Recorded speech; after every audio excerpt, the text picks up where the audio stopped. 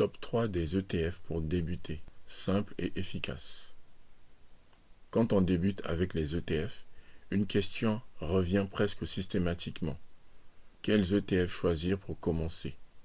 Et très vite, en cherchant des réponses sur Internet, on tombe sur des listes interminables, des classements contradictoires et des termes techniques difficiles à comprendre. Résultat, au lieu d'aider à passer à l'action, cette abondance d'informations crée souvent encore plus de confusion. Dans cette vidéo, je ne vais pas te donner une liste magique d'ETF à acheter. Je vais t'expliquer 3 grands types d'ETF simples et efficaces pour débuter, en te montrant pourquoi ils sont souvent utilisés par les débutants et comment réfléchir intelligemment pour faire un choix cohérent avec ton profil. Contexte important avant de commencer. Avant d'entrer dans le détail, il y a une précision essentielle à comprendre. Il n'existe pas de meilleur ETF universel valable pour tout le monde et pour toutes les situations.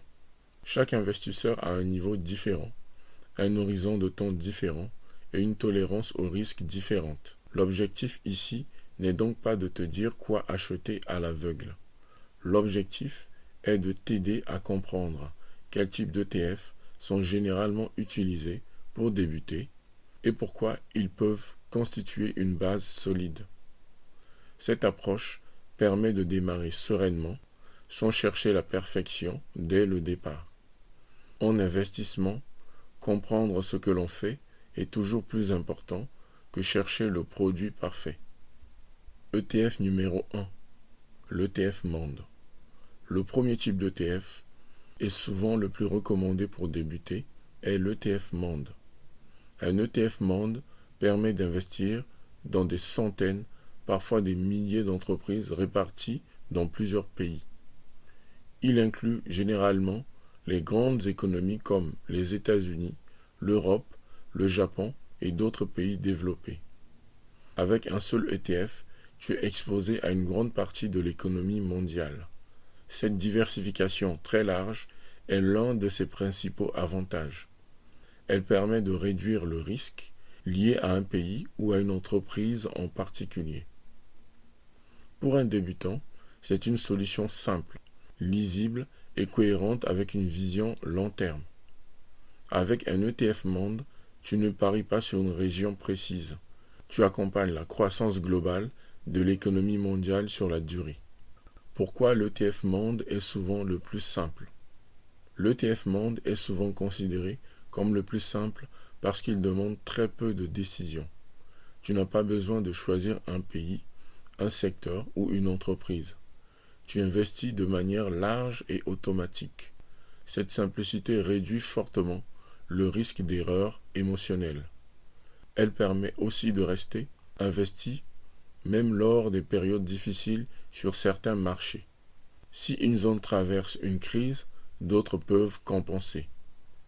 C'est cette logique d'équilibre qui rend l'ETF Monde particulièrement adapté aux investisseurs débutants qui veulent avancer sans stress. ETF numéro 2. L'ETF États-Unis. Le deuxième type d'ETF, souvent utilisé par les débutants, est l'ETF basé sur les grandes entreprises américaines. Ce type d'ETF regroupe les sociétés les plus importantes des États-Unis. Les États-Unis occupent une place centrale dans l'économie mondiale, avec de nombreuses entreprises internationales influentes. C'est pour cette raison que beaucoup d'investisseurs sont naturellement attirés par ce marché.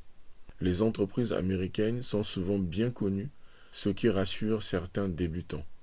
De plus, l'historique de performance à long terme est solide. Investir dans un ETF États-Unis est donc perçu comme une stratégie simple et efficace. Cependant, il est important de comprendre que cette approche est moins diversifiée qu'un ETF Monde. Le point d'équilibre à connaître. Investir uniquement aux États-Unis signifie concentrer son investissement sur un seul pays. Même si ce pays est économiquement puissant, cela reste une forme de concentration. Un ETF Monde inclut déjà une forte part d'entreprises américaines tout en ajoutant d'autres régions. C'est pourquoi Certains investisseurs débutants préfèrent commencer par un ETF Monde avant de se concentrer davantage. Comprendre cette différence permet de faire un choix plus éclairé, sans suivre aveuglément une tendance populaire. ETF numéro 3. Les ETF obligataires. Le troisième type d'ETF que je voulais mentionner est différent des deux premiers. Il s'agit des ETF obligataires. Les obligations sont des produits financiers, généralement moins volatiles que les actions. Elles sont souvent utilisées pour apporter plus de stabilité à un portefeuille. Un ETF obligataire regroupe différentes obligations, ce qui permet de diversifier également ce type d'actifs. Pour certains profils, les ETF obligataires peuvent être rassurants. Ils ne sont pas conçus pour maximiser la performance, mais pour réduire les variations importantes. Ce type d'ETF est souvent utilisé pour équilibrer une stratégie globale, surtout pour les investisseurs plus prudents. À quoi servent vraiment les ETF obligataires? Les ETF obligataires servent principalement à lisser les fluctuations d'un portefeuille.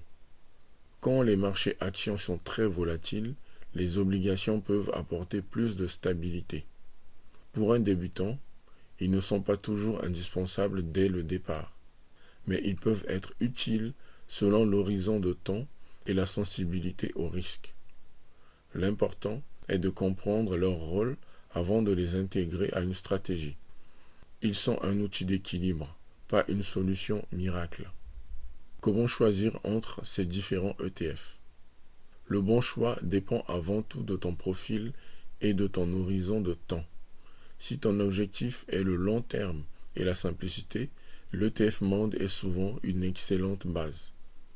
Si tu as une forte conviction sur l'économie américaine, un ETF États-Unis peut être envisagé.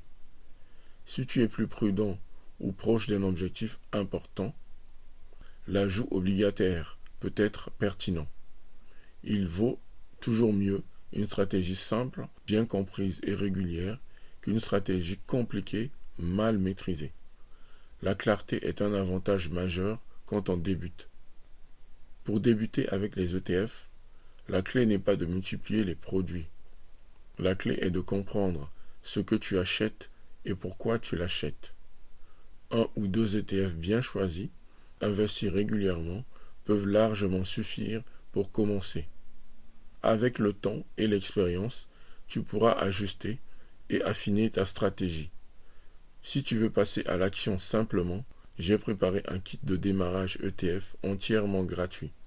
Il t'aidera à faire tes premiers pas de manière claire et structurée. Le lien est dans la description. Abonne-toi à ETF Pas à Pas pour continuer à avancer étape par étape.